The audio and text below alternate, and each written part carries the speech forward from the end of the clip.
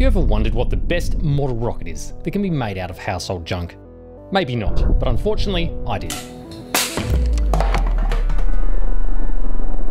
Ever since I was a kid, I dreamed about one day being a rocket.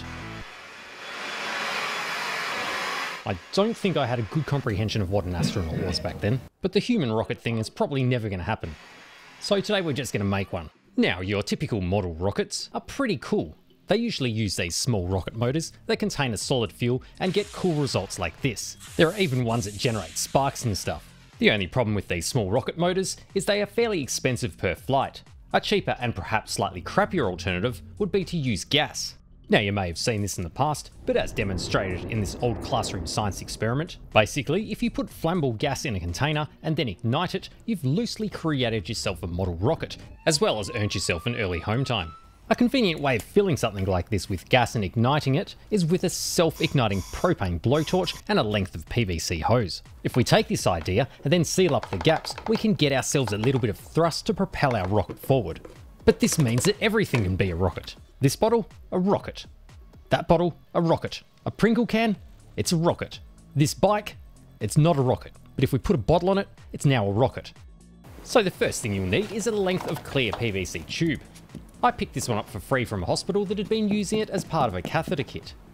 Then we'll need an auto ignition blowtorch. You need one that shuts off when you release the trigger, otherwise you're just going to have a burning PVC tube. I'm going to use banana flavour, but blueberry flavoured blowtorches will do fine as well. This first step was actually surprisingly hard. I already owned the perfect torch, but the ignition broke. I ended up hacking the igniter with one from a barbecue and then using a spark plug. It works every time now. The only problem is I have yet another device in the shed that looks like I'm trying to build something dodgy. I gave it a few tests to see if the flame would definitely travel down the tube. The flame moving through happens really quick, but I found these slow motion shots really interesting. Apart from it looking like a little blue Sonic the Hedgehog running down the chemical plant zone tunnel, I noticed you can see the flame actually advances and stops every few centimeters all the way down the tube. I think what's happening in simple terms is the flame is moving through, eating the unburnt propane in front of it.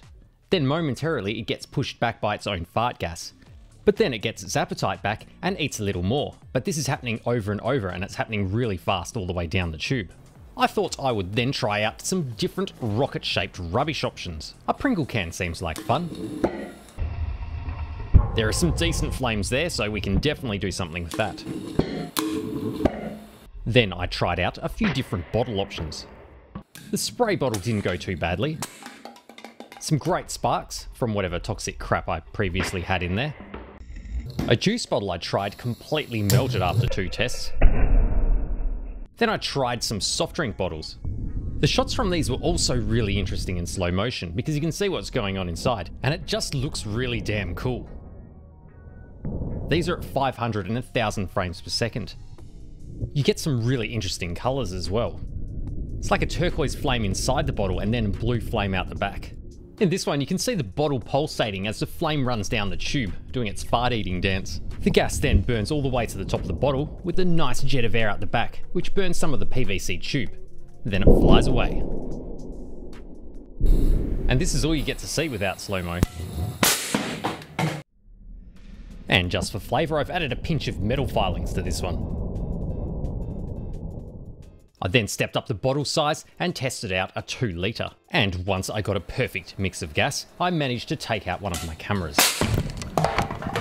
So based on all of that, I'm going to have a crack at 2 different rocket variations, including the drink bottle and a Pringle can. Now this isn't an ad, you can use any tube brand of extruded potato paste, as long as you're happy with the size of it.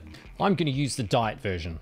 Now I thought I might suss out the rules for model rockets. It's got to be under 500 grams, don't build it out of metal, don't do stupid shit, and also has to be under 20 grams of propellant.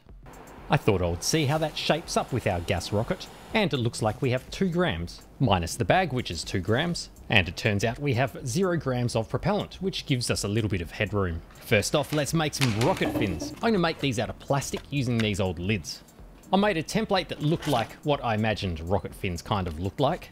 It turns out the different fin shapes have names, so I guess we have the Taylor Swift. Then I cut this out and used it as a template to cut a bunch of others. Now I didn't realise this, but while looking up shape inspiration for rocket fins, I found out there's actually a lot of science that goes into rocket design, which I reckon they probably should call rocket science. But there are all these factors to contend with, like centre of gravity, centre of pressure. Apparently where you put the fins is a pretty big factor with how the rocket will fly. I just thought putting it on the back of the rocket would probably be a good starting point. We've got 3 fins and want to space them out evenly. From memory, the equation for working this out is circle divided by 3, which gives us the answer circle. So I place them around the circle. I used the set square, which was the easiest way to mark out each of their positions while getting them as straight as possible. With the fins done, we're pretty much almost there. The last simple task I thought would be making the nose cone. At first, I figured an easy option would be to stick with my plastic theme and cut out a disc and give it the old cone slice overlap and glue. However, after gluing it on, this seems way too strong and stabby. Plus, it just looks like a piece of crap. Problem was, apart from this idea, I was pretty bummed on another easy option out of household junk. I even tried asking AI to come up with some ideas, and the best it could do was a traffic cone, a carrot, and a Christmas tree, which would all be very interesting, but for now we might try and make our own. Without any other ideas, I thought it would be great to have one made of foam, which would absorb a hard landing, but would also allow me to make it into whatever shape I wanted. Of course, that wasn't easy either, because it turns out that EVA foam in any decent thickness seems to be almost impossible to find. The best I could do was some exercise mats. On these, I traced out the can shape, and then just cut a whole series of pieces to glue together with PVA glue. When the glue was dry, I started to slice it up like a cake into a rough nose cone shape. While doing that, I realised that the PVA glue was a complete failure on the EVA foam. You'd think by being 1 letter difference they would stick together, but it's not the case. With that being a frustrating fail, I upped my glue game and used a stronger contact adhesive. I normally use this outside because of the fumes. This security camera footage shows quite nicely how well the whole easy to build nose cone went.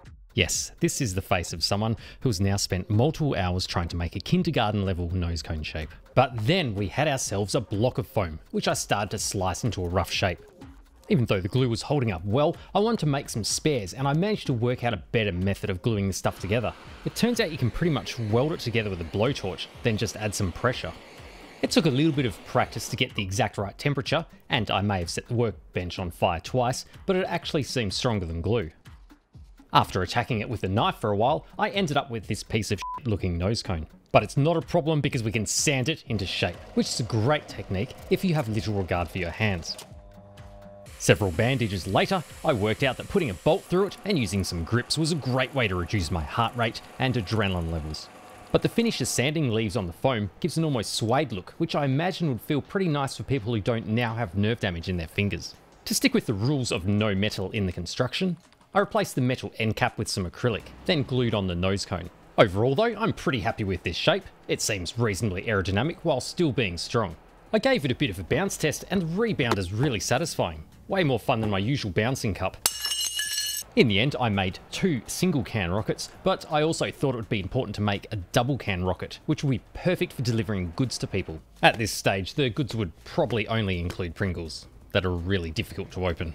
Now for the beverage drink bottle version of the rocket, I've just glued some fins on a bottle. Yeah, that's pretty much it with all the time I spent trying to build a basic nose cone shape. Actually, I did glue a nose cone on too, to make it extra pointy. With that done, we can now move on to the launch platform for the Pringle Can version of the build. I'm planning to do this with some PVC tube to hold the rocket in place and fill it with gas for the launch. I'm going to put a right angle in and then a few adapters to reduce the size down to the clear PVC tube. Then with some saddle clamps, the angle of the rocket platform should be adjustable. So it turns out that Pringle cans are a really oddball size, and I couldn't find any PVC that would fit perfectly. The only thing that I found that was perfect was this stainless steel tube. It was stupidly satisfying how well it fitted.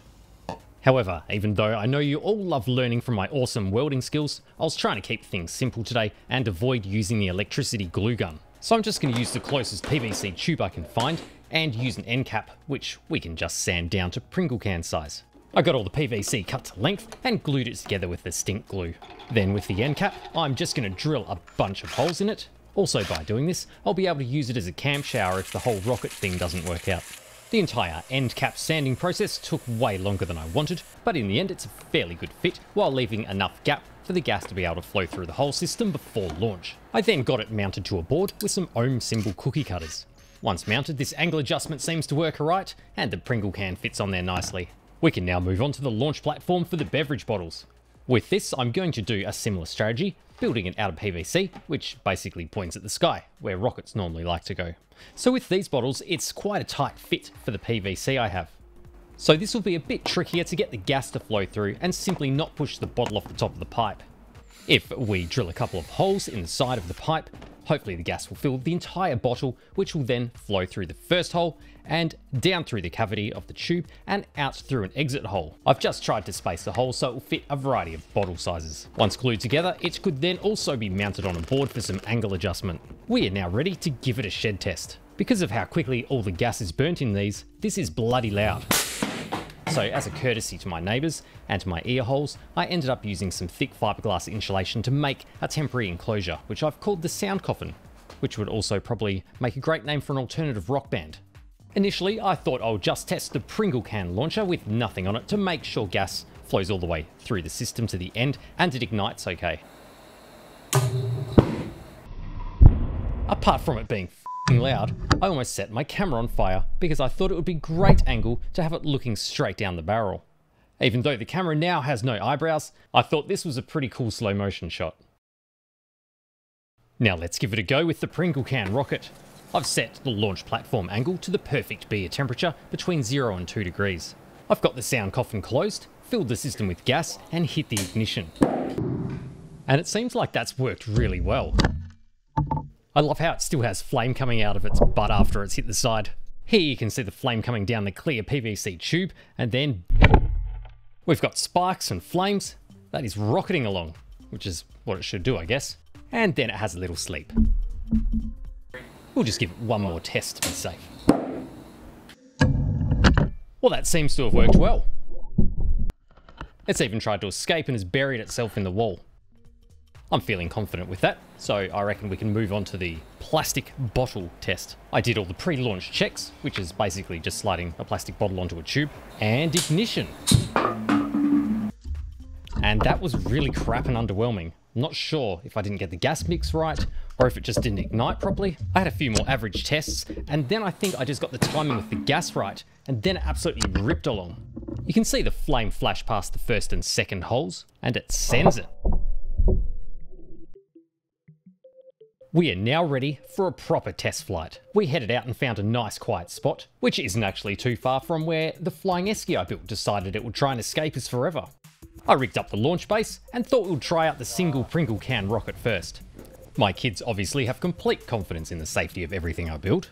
If you do too, or even if you don't, it may be a good idea to consider subscribing or jumping on my Patreon, which helps keep my channel alive.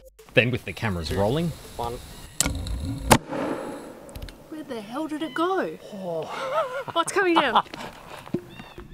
that flew so good.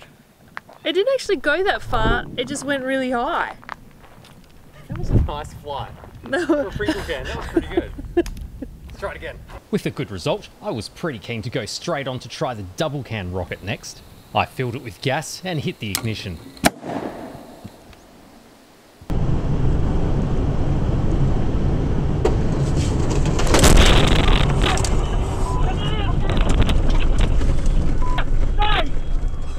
Luckily I brought a spare and we gave it another go.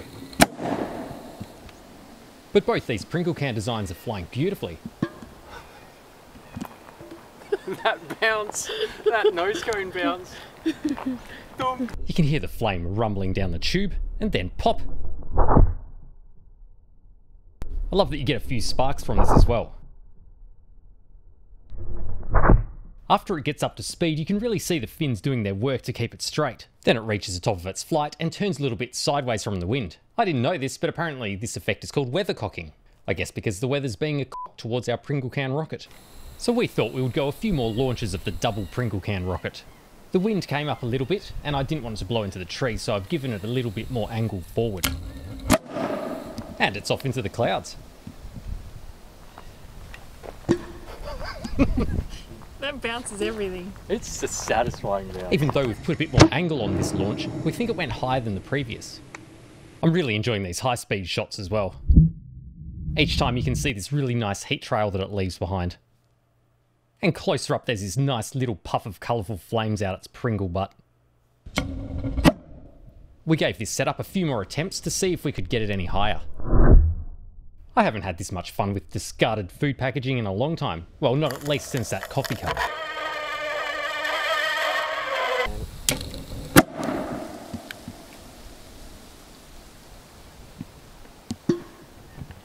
Is that the exact same spot?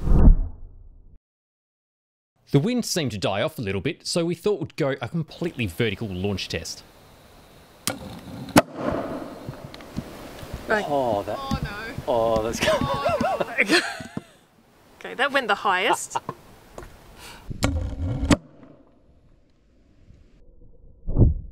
So then we thought we'd try the double can set vertically.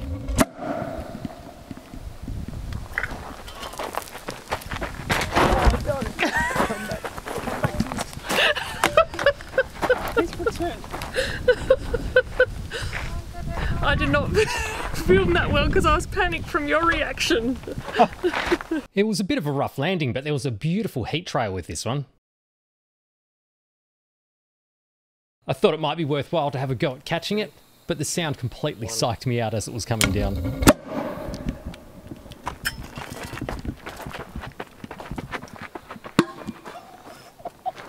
But it did allow for this really ominous looking frame to be captured, which kind of reminds me of these scary military pictures. It was then time to give the beverage bottles a go to see how they would compete. Having a smaller rocket nozzle, I was hoping these would give more than 1/100th of a second of thrust.